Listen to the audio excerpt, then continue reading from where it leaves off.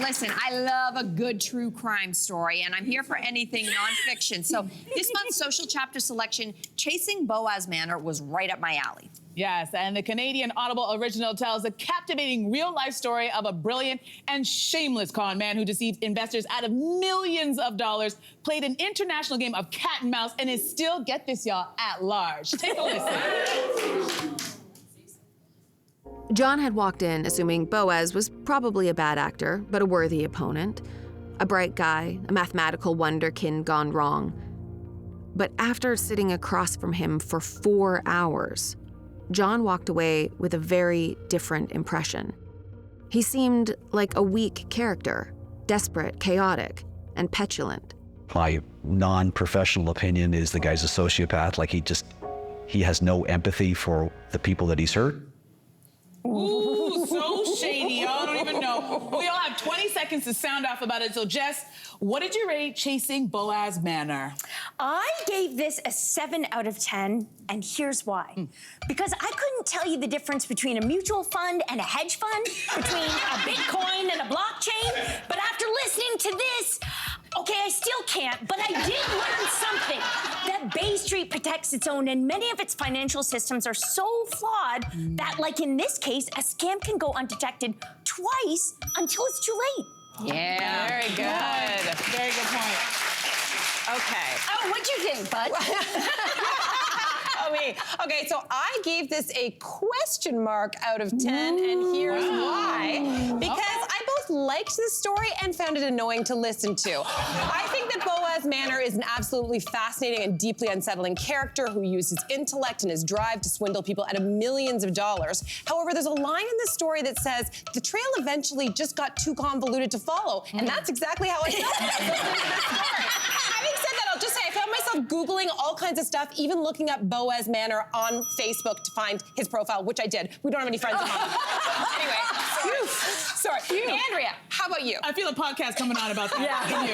All right, so I gave this one 7 out of 10, and here's why. As a former TV news anchor, I reported on several stories about financial scams, but this story had a plot twist that I did not see coming. Now, I don't want to spoil it, but I can tell you this much. Chasing Boaz Manor is the perfect mix of shadiness, thievery, lies, and an international manhunt. And if nothing else, this story serves as a cautionary tale for trusting investors. If the deal sounds too good to be true, it probably is. Yeah.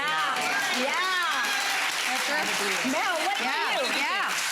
Okay, I actually gave this a 9 out of 10. And here's why. I can't get away without paying a speeding ticket, but apparently you can steal hundreds of millions of dollars of innocent people's money and get away with it. Not once, but twice. My takeaway, this is about white-collar crime. Emphasis on white. White men committing crimes in broad daylight, getting away with it over and over again, and never seeing the hand of justice punish them. If you want to save your hard-earned money and learn how to spot a scammer, listen to Chasing Boaz Manor. Good work, you guys. That was good. Now, Boaz managed to con people and get them to trust him repeatedly, even though he lacked charm and created chaos all around him. So, Mel, how do you think he managed to do just that?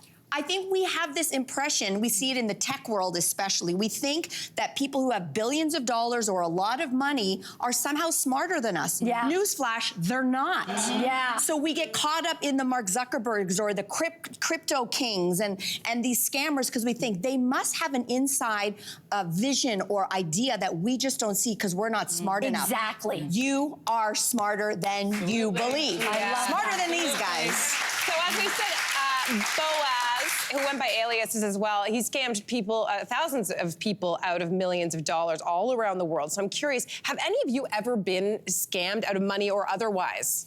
I'm too cheap to be scammed because my money takes a lot to get my money out of my wallet. But I have to admit with shame that I was a bit of a scammer. Okay, so...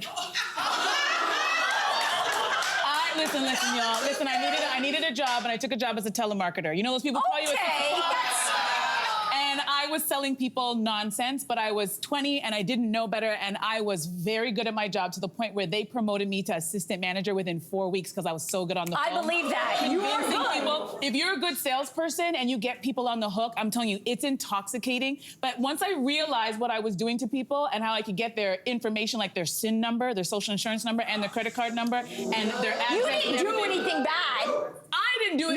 No. Technically, I was doing it on behalf of the company. But once I realized what I was doing, and it really hit me when I talked to some people who I knew they were senior citizens, I could hear it in their voice. Oh, no. And then I quit the job. I was like, I can't do Good this. for There's you. no money. There's no money worth that. I had a slow burn one. You know, all of these things on Instagram, Facebook, that they're selling Bitcoin and their faces and they look like real people. I had someone use all of my photos from family, from friends on Facebook, posing as me, different name.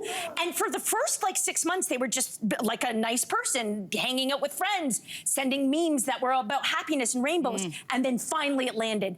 Guess what, guys? You'll never believe it. I just made $1,000 overnight buying this Bitcoin. And I got nervous. Like, what if someone actually bought something, even though they didn't use my name? Thinking but it was anyway, you. that was creepy. Yeah. That was creepy. That's creepy. Yeah. It's Very happening scary. everywhere. It's true. None of us endorse that stuff. Just No. FYI, okay?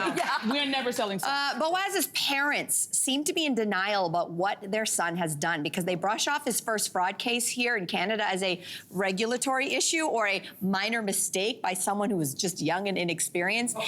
They don't even know about his FBI charges, apparently. Whoa. Do you have any empathy, Sin, for the parents? Well, let me just say this. Listen, as a parent, we believe in our children, so I'm not surprised by this. And again, let's remind people, he was able to swindle people out of tons of money. He clearly had enough charm and enough poise for people who didn't have any vested interest in him. Who didn't love him. So, of course, his parents are going to be equally as duped, if not more so. That's just the natural order of things. That's an excellent point. Excellent point. Or more like the apple doesn't fall far from the tree. Yeah. Just saying. He didn't become that way on his own.